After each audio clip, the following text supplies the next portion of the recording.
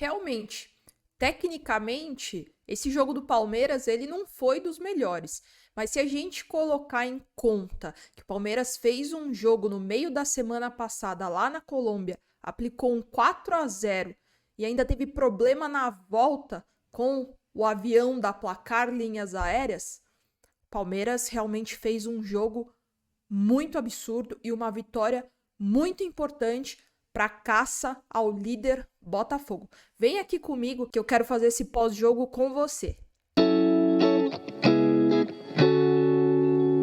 Bom, gente, primeiro de tudo eu preciso falar que essa camisa aqui já foi pé quente, né? Porque na minha estreia, Palmeiras já ganhou de 1-0 no Allianz Parque e claro, né, com a camisa que os jogadores também entraram. Então, a camisa do Rony, tenho certeza que daqui para frente vai dar muito certo. E bom, começando esse pós-jogo aqui, gente, Palmeiras com força máxima, né?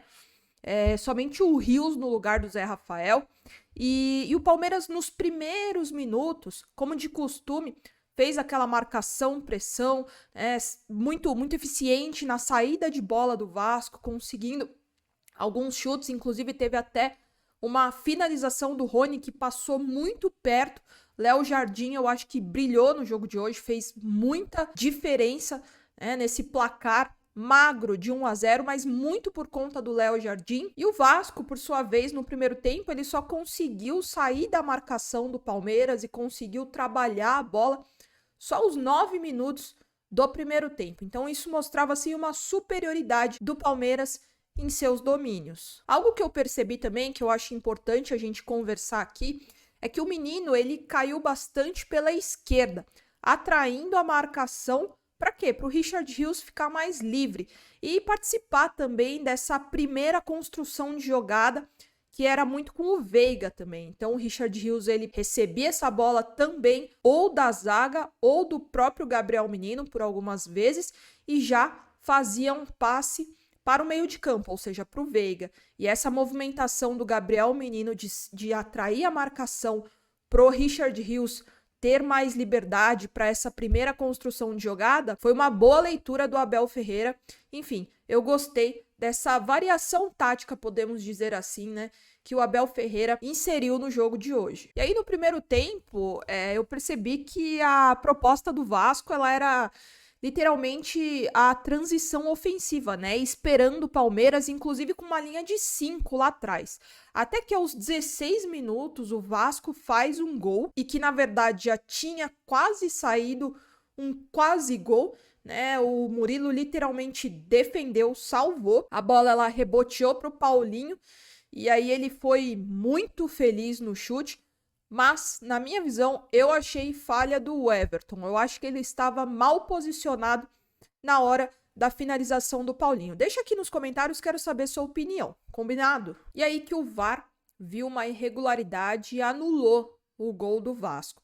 Eu confesso para vocês que quando eu estava assistindo o jogo, eu achei que tinha sido bem anulado o gol do Vasco.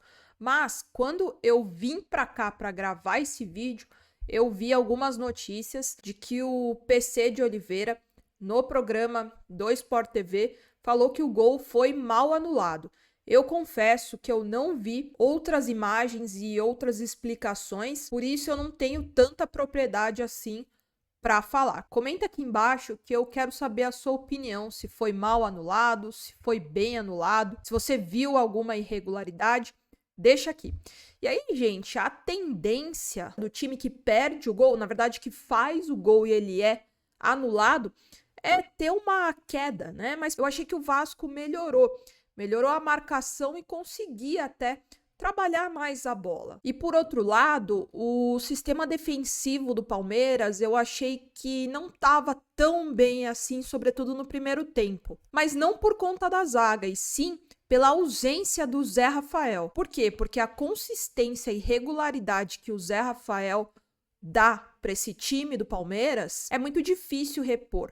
Mesmo essa reposição sendo, mesmo com bons jogadores. Por exemplo, o Richard Rios, que entrou no lugar do Zé hoje. Mas, mesmo assim, são características diferentes.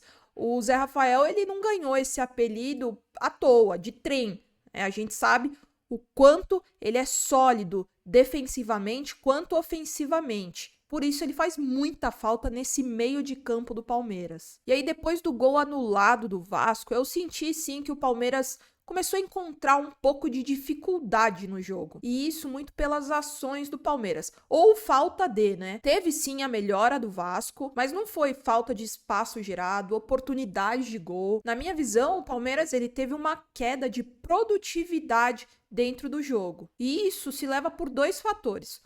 Reflexo da falta que o Zé Rafael faz para esse time. Por quê? Porque ao mesmo tempo que com ele a recomposição defensiva é muito consistente, ele dá muita dinâmica ao meio de campo, ou seja, ele dá também muita mobilidade ao meio de campo do Palmeiras. Ele é muito participativo, ele quebra 2, 3 linhas somente com um passe. Enfim, o Zé Rafael, ele é sim um desses pilares para o time do Palmeiras. E aí, gente, era muito nítido que o Palmeiras, para levar vantagem nas jogadas e, consequentemente, mais chances de gol, seria recuperar essa posse de bola na defesa do Vasco. Para quê? Justamente para pegar a defesa do Vasco, que estava bem compacta, para sair na transição ofensiva. E apesar de poucas oportunidades, né, gente, era sim um Palmeiras melhor.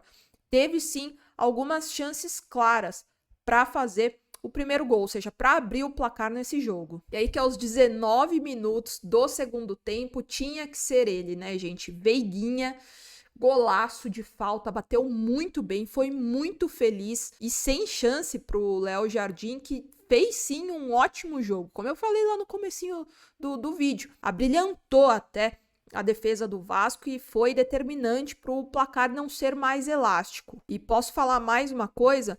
É por conta do Veiga, total mérito do Veiga, que a gente não sente tanta falta assim do Scarpa. O protagonismo do Veiga é absurdo. O quanto ele é decisivo também é muito absurdo. Enfim, é também um desses pilares desse elenco do Palmeiras. E a partir daí, o Palmeiras teve sim mais oportunidades para fazer, eu acho que só não fez por pouca inspiração na finalização, pelas trocas finais não terem sido tão assertivas assim, e também a gente precisa falar que pecou na finalização, né? O Arthur foi um deles que teve sim a chance até de fazer um pênalti, porque se ele tivesse caído, é claro que o juiz daria pênalti, né? Porque o jogador do Vasco, ele deu praticamente uma rasteira. Mas o Arthur, ele quis prosseguir a jogada. E não que eu seja contra. Eu acho que o futebol, ele é isso. Eu acho que a gente precisa, sim, acreditar na jogada. Por isso, eu valorizo essa atitude do Arthur. Mas, em contrapartida, é verdade, sim, que o Arthur perdeu também uma oportunidade de gol, uma finalização que, enfim, ele poderia ter feito o segundo gol e a gente ia até ficar mais à vontade no jogo, Palmeiras poupar ainda mais os seus jogadores para partida final das quartas da Libertadores, né? E aí o Abel ele fez algumas substituições no final do jogo, né? Então saiu o Rios para a entrada do Fabinho, saiu o Arthur também para a entrada do Rocha e o Abel repetiu o esquema tático que ele utilizou, né, no último jogo da Libertadores contra o Deportivo Pereira. E no finalzinho do jogo, faltando uns 3 minutos, o Abel colocou o Luan de volante. E assim, gente, existe, né, uma parte da torcida que fala assim que ele poderia jogar, atuar nessa posição de volante, muito porque o Luan ele tem um passe em profundidade muito bom, né? O Luan ele também já fez cruzamentos muito bons e realmente eu acho que a bola aérea do Luan é muito boa, a bola em profundidade do Luan é muito boa. Eu não conheço nenhum zagueiro que atua aqui no Brasil que tem esse passe em profundidade da zaga até para o meio de campo ou para o ataque melhor do que o Luan. O Murilo ele tem se aprofundado nesse fundamento no qual ele vem se saindo muito bem, mas como o Luan, difícil, eu não consigo lembrar de cabeça. E, gente, por mais que o Luan tenha suas falhas, que a gente, enfim, a gente é torcedor, a gente é muito coração, a gente é muito passional, e é claro que a gente não gosta, né, quando isso acontece, mas eu acho o Luan um bom zagueiro, gente, de verdade, eu sempre falei aqui, é claro que a minha preferência é o Murilo, eu acho que o Murilo é o titular absoluto desse elenco, mas o Luan, se você for ver, ele é sim um zagueiro de luxo, né? Ou seja, ele é um jogador muito técnico. para a função dele, por ser um zagueiro, ele é um jogador bastante técnico. Claro, ele tem as falhas dele, comprometeu muitos jogos, sim, isso são fatos, não tem como mudar. Mas o que é fato também é que ele é um jogador técnico, como eu falei. Então ele tem sim algumas características que se sobressaem a outros zagueiros. E eu acho que, acima de tudo, eu acho que o Luan ele é um cara muito resiliente. Ele já passou por maus bocados aqui no Palmeiras, muitas e muitas críticas, e ele sempre levantou a cabeça e sempre se mostrou ser um profissional muito diferenciado, sobretudo muito resiliente, porque você aguentar essas críticas assim não é fácil não, gente. Então, que ele agarre essa oportunidade, que se tiver nos planos do Abel colocar o Luan como volante, que dê certo. Eu acho que quem ganha no final somos nós, torcedores, o atleta, o Abel Ferreira. Enfim, a gente sabe que o Abel ele tem essa característica de sim, de extrair o máximo do jogador e também adicionar funções para os atletas dele, tornando os atletas dele com esse famoso nome, né, o polivalente. Então, que eu torço, gente, eu torço de verdade mesmo. Como eu falei, eu acho que todos nós vamos ganhar se o Luan desempenhar um papel muito positivo como volante. Quero saber muito a sua opinião. Se você é novo aqui, se inscreve no canal, gente. É muito importante a sua inscrição juntamente com o seu like. Por quê? Porque com o seu like eu consigo saber se você tem gostado do conteúdo que eu tenho produzido aqui para vocês. Combinado? Volto amanhã. Muitos e muitos beijos e avante palestra sempre!